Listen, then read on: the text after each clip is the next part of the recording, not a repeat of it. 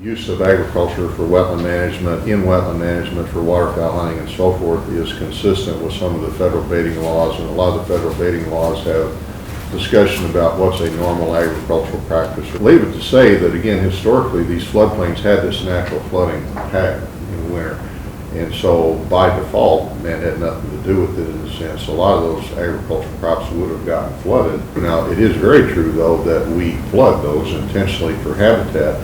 And flooding those for a habitat base does not violate baiting regulations. It's not considered unusual as far as that practice or whatever we've talked about. And again, the bird response to those areas, they're certainly using them at certain times for food base and so forth. Is that enough to cause the birds to hang out and change their distribution? Probably not. But having said that, just like there's less waste rice in Louisiana or in Arkansas, or there's not hardly any waste corn left anymore, there's not near the amount of acorns or invertebrate production in the bottomland hardwoods. So that's a negative too. So it's, again, not all of this is negative because WRP is increasing the amount of forest habitat and so forth. But is flooding a rice field after harvest illegal? No. Is flooding a cornfield after harvest illegal? No. Is flooding a milo field after harvest illegal? No. Is flooding a millet field after harvest illegal? No. So, again, there's all this misinformation that's sitting out there. But, Casey, I'd like to hear what you've got to say about the farming world and what in your history has changed. Well, it's funny, we're sitting here talking about how the birds are adapting and how quickly they change to what's going on.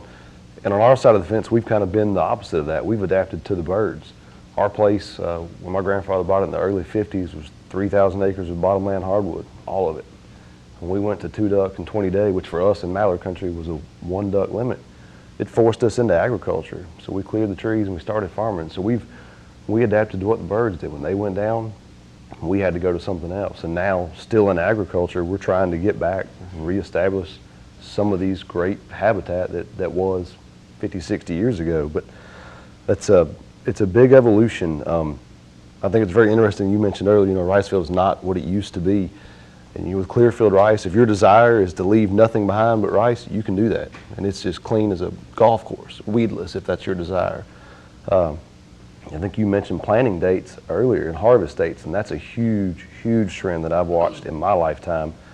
I remember as a kid growing up, we were pretty lucky to start cutting rice by late September, early October, and our harvest would trail off into November. Sometimes we were still cutting rice at Thanksgiving. Well, what happens in Thanksgiving versus, say, now when we wrap up harvest September 10th? Temperatures are cooler.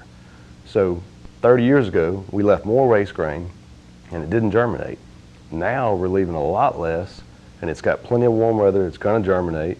And what stays there, and I know you've got some numbers on how long a seed is actually useful for a duck, right? So you lose that viability after a certain point too. So we are leaving less grain on the ground and it's not lasting in the duck season like we used to. Back up just a little bit, you talked about adapting to the waterfowl, and to give a little bit of history, your grandfather bought the place with the intention to duck hunt, not to farm. You said it was all bottomland hardwood. But we talk about the economic drivers again. You mentioned clearing the whole place pretty much to go to agriculture. It was all driven financially. Right. So you switched from duck hunting to rice farming, basically what you did. Why did you go to agriculture? Because duck season went to, was it, 2 ducks? 2 ducks, 20 days. And that was in the 60s. Yeah, 61 and 62. 61 and 62. So when we talk about all these past seasons and I know we keep referring to the good old days. I hear people talking about it. Yeah, you think The it's 1960s, you're telling me the limit was 2 ducks and it was only 20 days? and one mallard for us. 1 mile. And that's tough to so sell. To offset the economic impacts that your grandfather was running a hunting club, you basically cleared 3,000 acres and started planting rice to make some supplemental income. That's right. And it's been a big switch. To continue on about the rice field, that's another thing interesting. A lot of the comments is it natural to flood these crop fields? And you look back, maybe we'll talk in a minute about beans and what got cleared in the 70s, but farming today is so much different. Fields are square, ditches are clean, water gets to the bottom quicker than it ever did. So you're no longer this marginal, what we call high ground. In our part of the world, it's all pretty flat, but the people that aren't interested in duck hunting, they get the water off their field overnight. It's gone. So you don't have as much natural flooding as you used to. And you've got, in our part of the world, there's kind of 2 different types of farmers. You've got farmers that are interested in waterfowl and those that aren't. And if you're not, you don't have any water, you're not providing any habitat. So you've got areas that have nothing that's left for the birds that 40 years ago just inverted, it happened naturally. And to touch back on the early harvest dates too, you've now got, because we're cutting rice and we're finished in mid-September, we've got warm, dry weather that we can get in there, till the fields, work it up, and have less work to do the following spring. So it is I would say fastly evolving landscape. They used to burn a lot for rice to decompose the rice. And a lot of reasons that air quality didn't allow them to do that any longer. So they adopted flooding the rice straw after harvest to decompose the rice straw, which of course was wonderful for the ducks. So the use of that flooding post-harvest became a very natural, normal agricultural practice to help decompose the straw. And also recent studies like Mississippi and other places have shown that by putting water back on the crop fields after harvest or in winter, improves the water quality coming out of the rice fields. It actually serves to stabilize or keep the nutrients and the silts and stuff on the field so that it doesn't wash out after every rainfall and that sort of stuff. So the long-term fertility of the field actually goes up by flooding it. So it became a benefit to both the farmer and to the ducks by having that winter flooding. So people say, well, is that winter flooding a natural agricultural practice? Yes. And not only was it natural, it was preferred by the farmer for no other reason than he was going to make more money next year. I know Jim's going to have a lot of questions, but before we get too far off, I want to do a little quick summary of where we're at. And if I understood some of the things you said, you talked about the positives with the WRP program, and I know WRP is also getting a black eye, is that this is creating duck habitat that's short-stopping our ducks.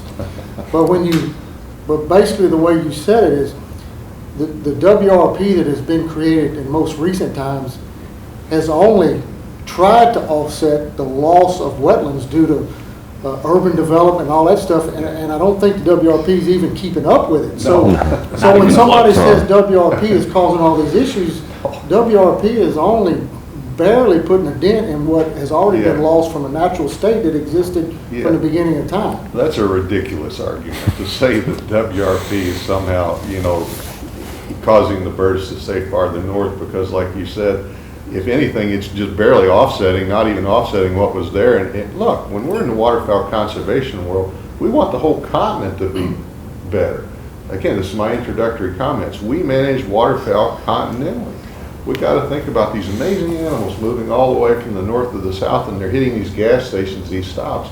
So it benefits Louisiana to have good habitat in Missouri. It benefits Missouri to have good habitat in North Dakota. It benefits North Dakota to have good habitat in the boreal forest in British Columbia.